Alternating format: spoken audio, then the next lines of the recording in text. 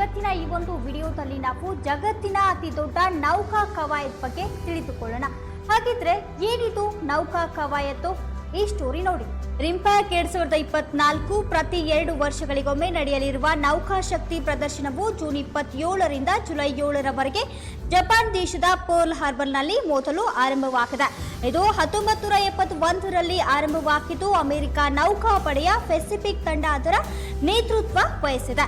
ಇನ್ನು ಇದರಲ್ಲಿ 150ಕ್ಕೂ ಹೆಚ್ಚು ವಿಮಾನಗಳು, 40 ಹಡಗುಗಳು ಮತ್ತು 3 ಜಲಾಂತರ್ಗಾಮಿ ನೌಕೆಗಳು, 29ಕ್ಕೂ ಹೆಚ್ಚು ದೇಶಗಳ ಯೋಧರು ಮತ್ತು 25,000ಕ್ಕೂ ಹೆಚ್ಚು ಜನರು ಭಾಗವಹಿಸಿದ್ದಾರೆ.